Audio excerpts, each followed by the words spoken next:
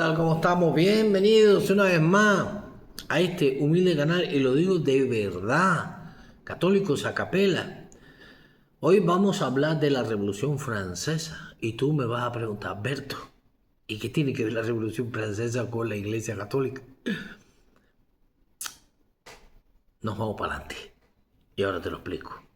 En el nombre del Padre, del Hijo y del Espíritu Santo, amén. Espero que nuestro Señor me ayude a explicar esto que pasó en Francia, más concreto en una parte que se llama La Vendée. Aviso, si hay palabras en francés, yo no hablo francés, malamente se habla español, o sea que voy a decir palabras que no sé decir. Lo vamos a llamar La Vendée antes de la tormenta. Comenzamos, la verdad. Vamos para allá.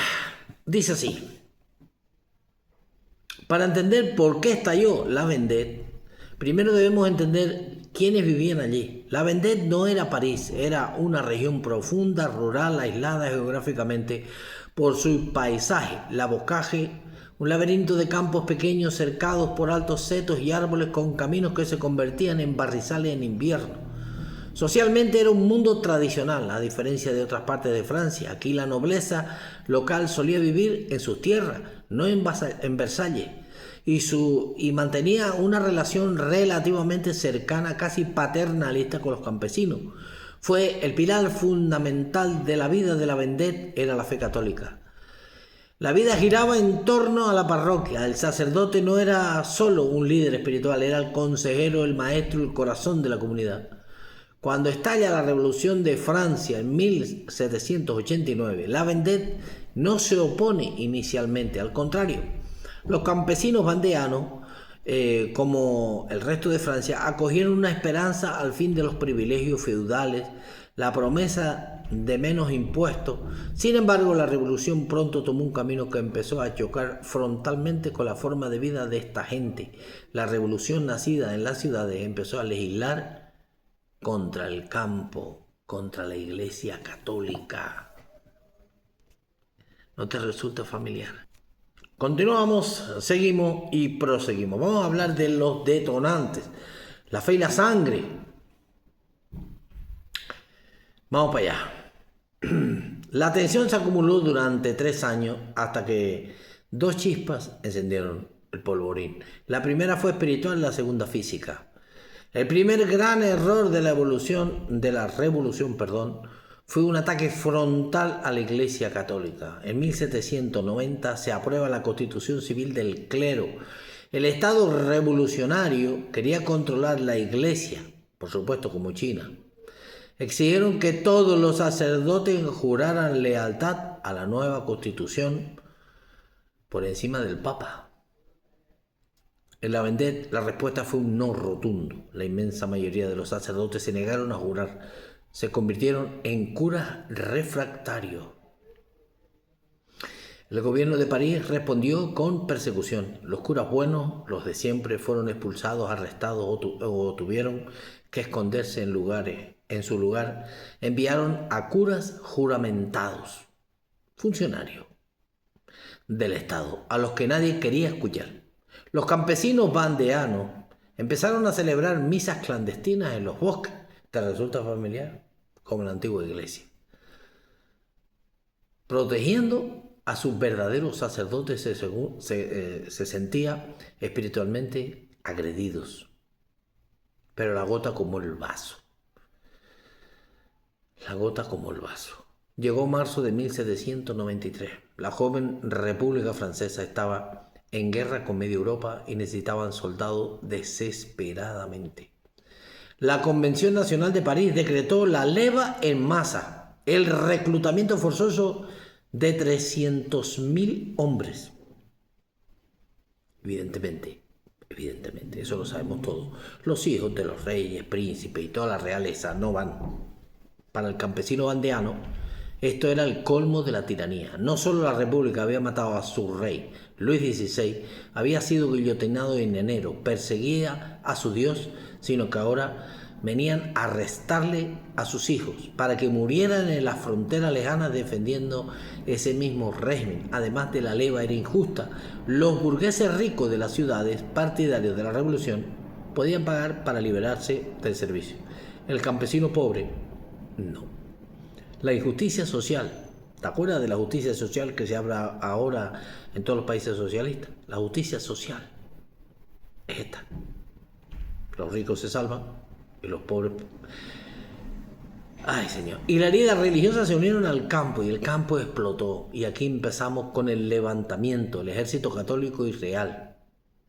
Este ejército de las masas que esta gente quería hacer era para venir contra España. Tú sabes que Francia e Inglaterra siempre han odiado a España, porque era el mayor imperio que ha existido. Ahora bien, ¿qué hicieron la gente de la Vendée? Le dijeron, no, nosotros con esta gente no vamos a pelear, son católicos y tienen su rey, nosotros no vamos a pelear contra ellos. ¿A cuenta de qué? Comenzamos en marzo de 1793, cuando los funcionarios llegaron a los pueblos de la Vendée para sortear a quienes irían a la guerra, para sortear, oíste, qué dicha, ¿verdad? No es el premio de la lotería. Se encontraron con horcas, guadañas y viejos fusiles de caza. El levantamiento fue espontáneo y fulgurante. En pocos días, toda la región estaba en armas. ¿Quiénes eran estos rebeldes? Eran campesinos, artesanos, tejedores. No eran soldados profesionales. Al principio ni siquiera tenían líderes. Fueron los propios campesinos quienes buscaron a la pequeña nobleza local, a hombres con alguna experiencia militar. Casi les obligaron a ponerse al mando. Y así nació el ejército católico y real, que es como era su nombre. Fíjense en el nombre, católico, primero.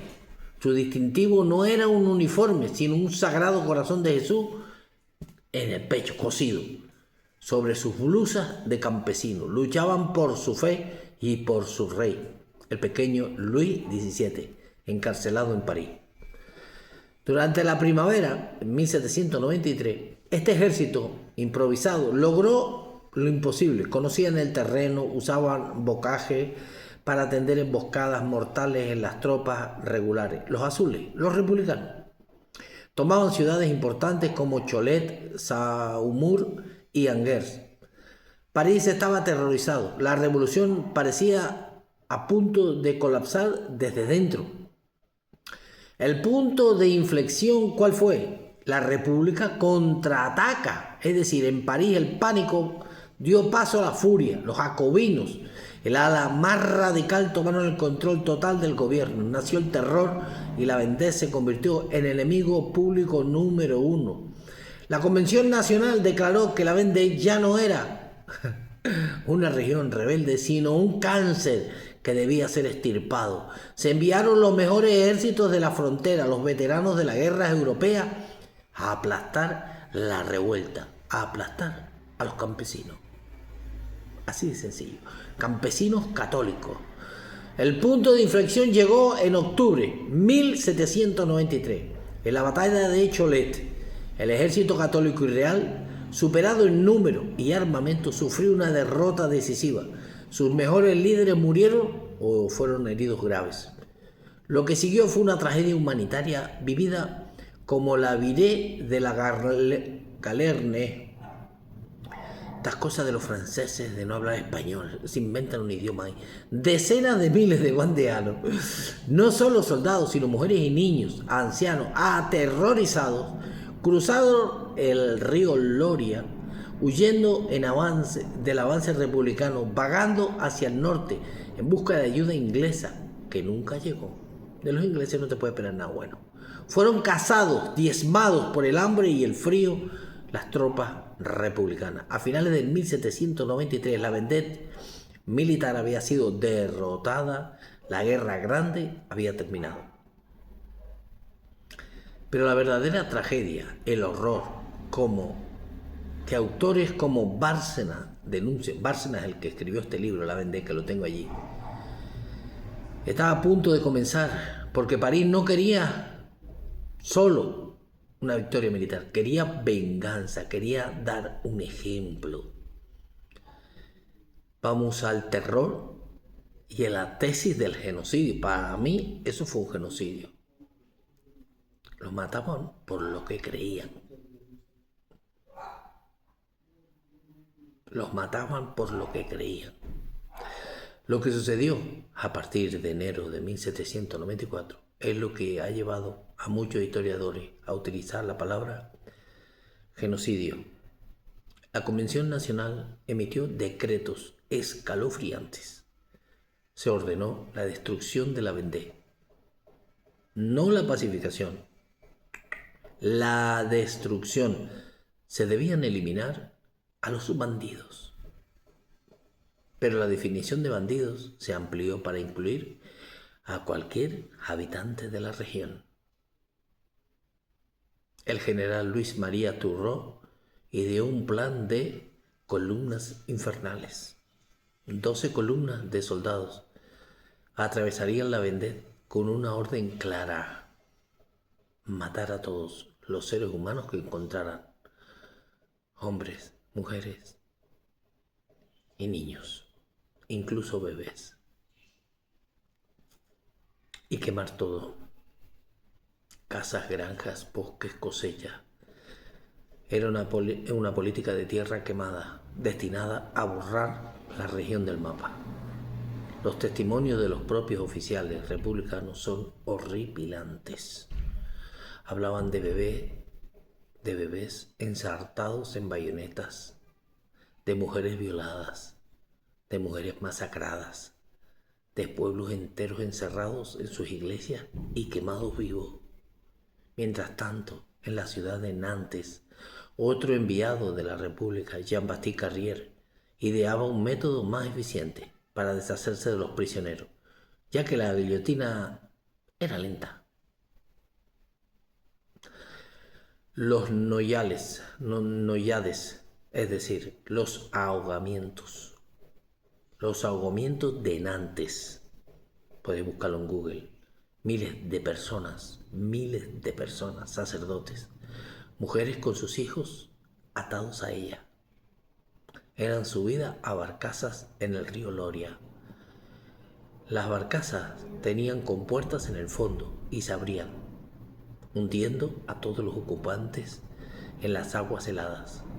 Carrier llamado a esto, con sarcasmo diabólico, el torrente revolucionario. Se calcula que entre 150.000 y 200.000 vandeanos murieron en esta guerra, y la represión posterior, una parte sustancial, la población total de la región. Esto no fue un daño colateral de una batalla, fue una matanza sistemática, planificada desde el gobierno central, dirigida contra la población por su identidad cultural y religiosa. Por eso, el debate sobre si fue un genocidio a día de hoy sigue vivo. El terror finalmente cayó en París. Robespierre fue guillotinado. Los gobiernos posteriores tuvieron que negociar con los supervivientes de la Vendée, permitiéndoles recuperar sus sacerdotes y eximiéndoles de leva militar. No se rebelen. La paz real tardó años en llegar, pero el daño ya estaba hecho. Durante más de un siglo, Francia intentó olvidar la Vendée. Era una mancha demasiado grande en el vestido blanco de la República. Los libros de texto glorificaban la revolución e ignoraban la masacre de los campesinos católicos.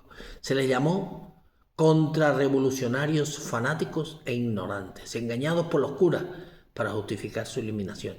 Solo en las últimas décadas, gracias al trabajo de historiadores valientes que han buceado los archivos del ejército y de la policía de la época, la verdad ha salido a la luz en toda su crudeza.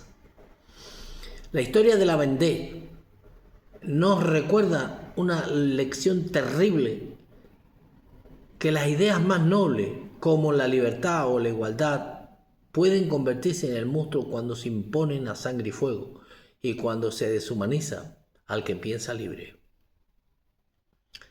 La Vendée fue trágicamente una cruzada en el corazón de la revolución, una herida de Francia que tardó mucho tiempo en cerrar y que nunca, compañero, debemos olvidar.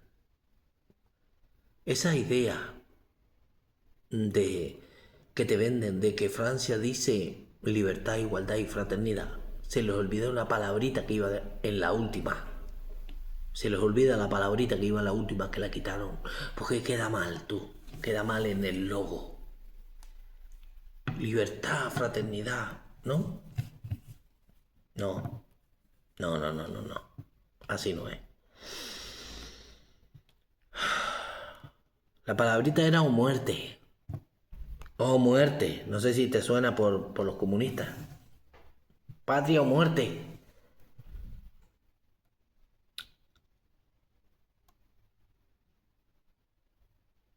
Libertad, igualdad, fraternidad o muerte. Esa era verdaderamente la palabrita. Libertad, igualdad, fraternidad o muerte. Y esta es la historia de la Vendée en Francia. Espero que les haya gustado este vídeo. Es terrible, terrible porque hay datos que no quise dar. Hay datos. Bueno, no voy a decir con qué engrasaban las armas de fuego. Con qué grasa la engrasaban. Ya os lo podéis imaginar, hermano. Ya os lo podéis imaginar. Satanás se desató en la Revolución Francesa. Y eran perseguidos por católicos. Solo por católicos. Solo por ser católicos. Y por haberse defendido. Y por no querer subyugarse. Esta gente son héroes. Olvidados. Héroes. Hermanos, de verdad, yo siento mucho porque sacar estos temas duele bastante en el corazón de uno, pero así son las cosas.